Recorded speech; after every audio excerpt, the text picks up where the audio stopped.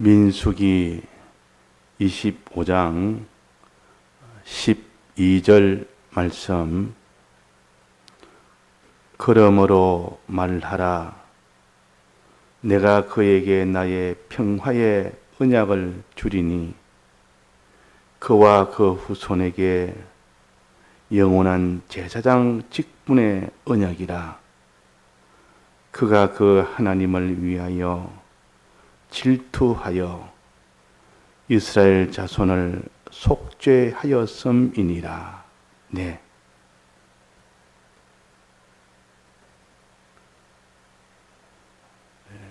제사장 직분은 어떤 직분인고 하니, 하나님의 백성이 죄를 지으면 하나님이 그 죄값으로 멸망을 시키게 됩니다. 그때 그 죄값인 멸망을 무마시키는, 죄를 지었는데 그 죄값을 받아서 사망이 되는 것을 면하게 해주는 것이 제사장 직분입니다. 죄를 지었으면 반드시 사망이라는 형벌을 받아야 됩니다. 이거는 변동할 수가 없습니다. 하나님의 이 공의로운 법으로 인해서 정했기 때문에 아무도 이것을 피할 수가 없습니다. 하나님 앞에 죄를 지었으면, 그 율법으로 죄를 지었으면 반드시 사망한다고, 선악과를 먹으면 반드시 죽으리라. 또 하나님의 율법으로 죄를 지어서는 반드시 사망하리라 그랬어요. 이것은 변동을 할 수가 없습니다. 하나님도 이걸 변동을 못 하십니다. 하나님이 하나님 법을 정해놓고 하나님이 그 법을 변경한다면 하나님의 권위는 없어져 버립니다. 그래서 사람이 죄를 짓는 이것보다 더 큰 문제가 없다. 왜? 사망을 받으니까. 사람이 사망보다 큰 일이 없지 않습니까? 이 땅에 이 육체의 목숨이 죽는 것이 사망이라 그러면 그것은 뭐 일시적으로 끝나고 말지만은, 이 사망 그런 것이 아니고 영원히 하나님과 연결이 끊어져서 영원한 불못에 가는 이 둘째 사망 속에, 이것이 참 사망이에요. 그러니까 이 사망을 사람들이 무서워하지 아니하고 죄를 짓고 난 뒤에도 이 사망에 대해서 두려워하지 않으니 또 죄를 짓고, 죄를 짓는 것보다 이 세상에 제일 불행이 없습니다. 이 문제를 해결할 수 있는 직분을 제사장 직분이라 그럽니다. 제사장 직분. 죄를 지었을 때 그 사망을 면케해 주는 직분. 모든 재앙에서 벗어나는 직분. 모든 고통에서 벗어나는 직분. 벗어나게 하는 직분. 이게 제사장 직분이에요. 그래서 이것을 평화의 언약의 직분이라 그래요. 평화의 언약의 직분. 평화를 준다 그 말이에요. 사망이나 고통이나 재앙이나 하나님의 진노나 이런 모든 고통에서 명쾌해 주니까 이걸 평화라, 평안이라, 평화라. 그래서 비나서는 나의 평화의, 비나서가 평화의 언약을 주었다. 평화의 언약. 평화란 말은 죄를 지었는데 그 죄에서 해방이 되는 것이 평화입니다. 평화의 언약을 주린. 자, 이 직분은 영원한 제사장 직분이라. 제사장 직분의 언약이라. 그래서 제사장, 선지자, 왕이 있는데 이 세 직분은 하나님과 피조물 사이에 그 중간에 중보자의 직분인데, 그 피조물을 죄의 문제에서, 사망의 문제에서 해방시켜주는 것이 제사장 직분이에요. 그러니까 제일 먼저 필요한 것이 제사장 직분이에요. 죄가 없으면 제사장 직분이 필요가 없습니다. 죄가 없이 사는 믿음으로 사는 사람한테는 제사장 직분이 필요한 것이 아니라 선지자 직분이 필요합니다. 선지라는 것은 죄 없는 자가 이제는 하나님의 뜻을 찾아서 하나님 뜻대로 살도록 해주는 것이 그것이 선지자 직분입니다. 선지자라는 말은 하나님 뜻을 전달해줘서 그 뜻대로 살도록 해주는 겁니다. 어렵게 살도록 만들어주는 겁니다. 이게 제사장 직분입니다. 왕의 직분은 하나님 뜻대로 살되 하나님 모시고 살도록 하는 것이 왕의 직분이요.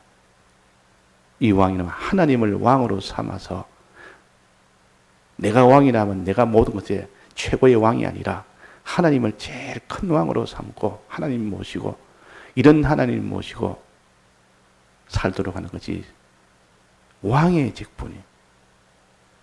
선지자 직분은 하나님의 뜻을 찾아 순종하도록 만드는 이 직분, 제사장 직분은 죄를 지었을 때 사망에서 해방시켜 주는 직분. 자, 사람이 제일 급한 것이 어느 게 있습니까? 제사장 직분이. 사람이 죄를 짓고 나면 그때는 사망밖에 없지. 그게 뭐 믿음으로 살 수 있는 길도 없습니다. 그건. 하나님 뜻이고 뭐 하나님 모시고 산 이거는 죄에서 벗어나서 거기서 이미 사망에서 벗어난 사람에게 해당되는 것이지 죄를 지은 자에게 너는 어렵게 살아라. 하나님 모시고 살아라. 그럴 수가 없습니다. 지금 죄 문제로 죽게 됐는데 사망 속에 있는데 마귀에게 종이 되어 있는데 벗어나게 해주는 것이 이것이 겁선무고 이것이 순서인데 그 사람들이 죄를 지어놓고 죄인 줄 모르고 죄인인 줄 모르고 내가 믿음으로 살겠다고 하나님은 진노해서 지금 당장에 지금 이 죄로 인해서 진노하고 있는데 하나님 부르고 하나님 뜻을 찾고 가정스럽다 그러면 하나님 보시기에 한 주를 위해서 생명을 바치겠습니다. 다 이거 참 가정스러운 일이에요. 그러니까 우리가 하나님 앞에는 제일 먼저 죄부터 찾아서 죄 문제부터 해결해서 하나님하고 우리하고 평화가 되어야 됩니다. 하나님하고 원수가 된 상태에서는 주를 위할 수도 없고 주의 뜻대로 산다는 것도 다 헛일이에요. 그래서 항상 우리는 하나님 앞에 내가 무슨 죄가 있는가 살펴서 죄 있으면 벌써 하나님과 연결이 끊어져서 원수가 돼버리고 하나님이 지금 사망을 들고 지금 치려고 달라들고 있는데 그 문제부터 해결을 해야 됩니다. 그래서 이 비나하스는 제사장 직분을 가졌다. 제사장 직분을 가졌다.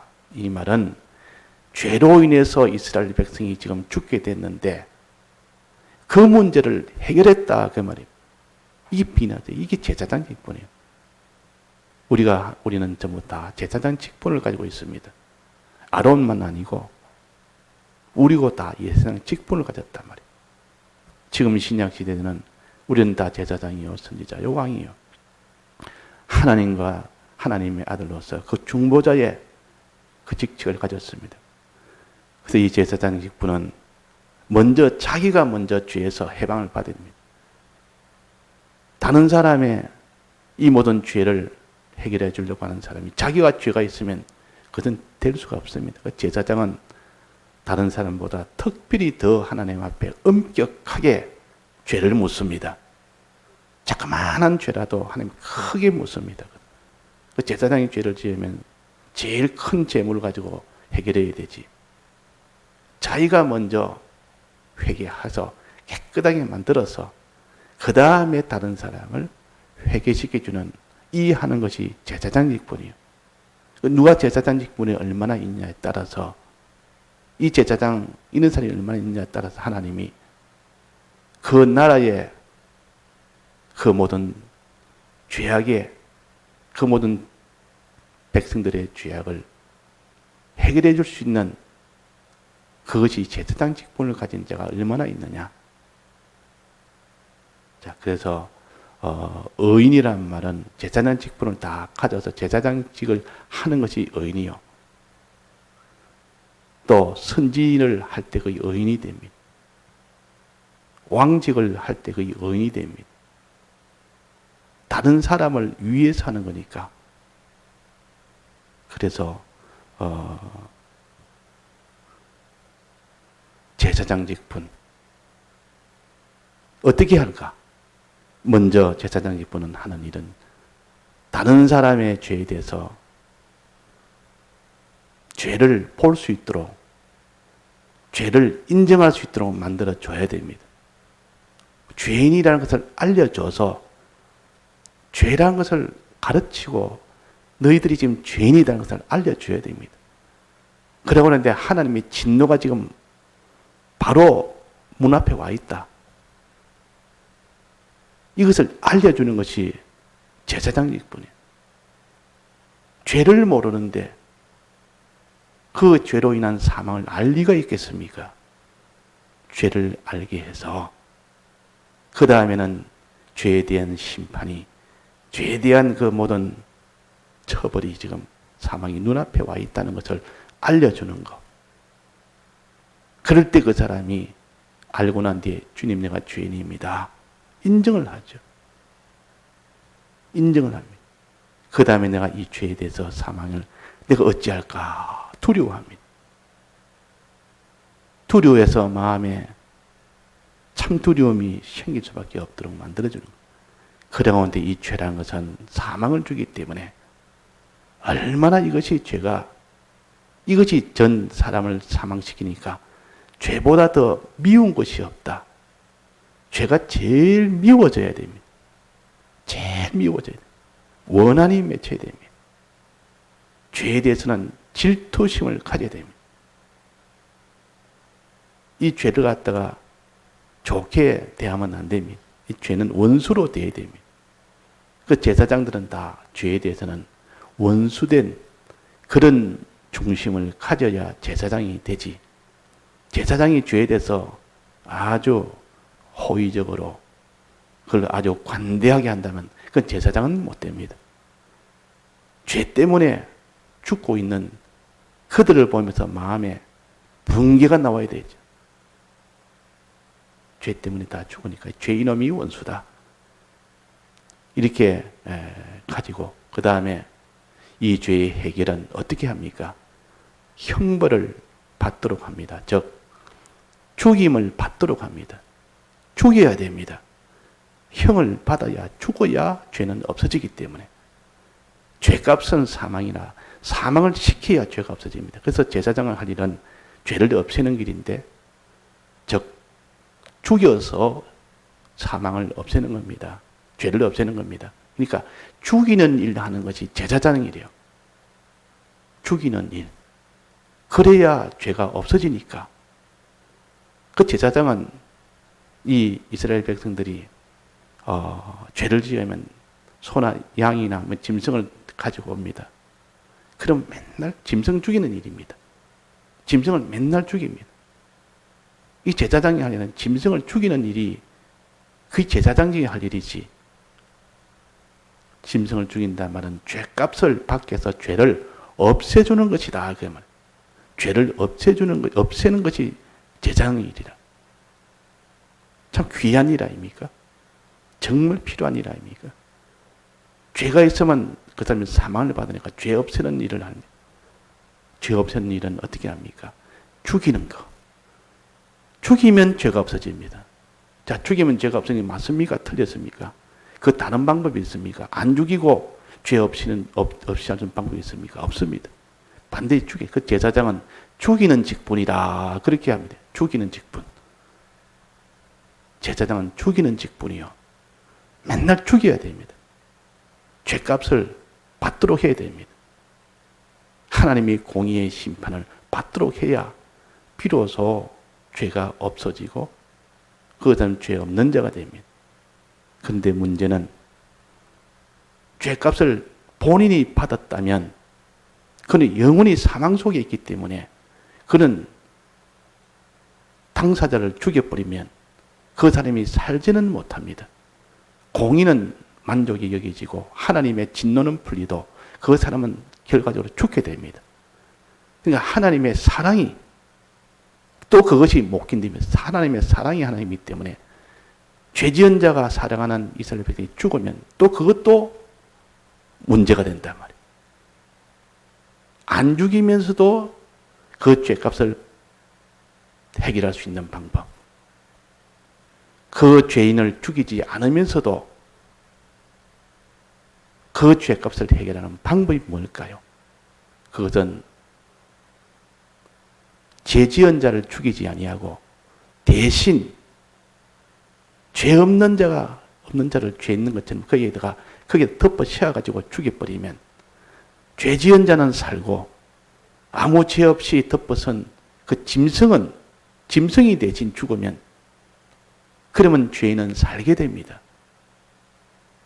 그 모든 죄값이 다 해결됐고 그걸 대신 죽으면 대신 죽이는 이 일을 하면 두 가지 다 만족이 돼요. 공의도 만족하고 하나님의 사랑에 이 사랑도 만족이 됩니다.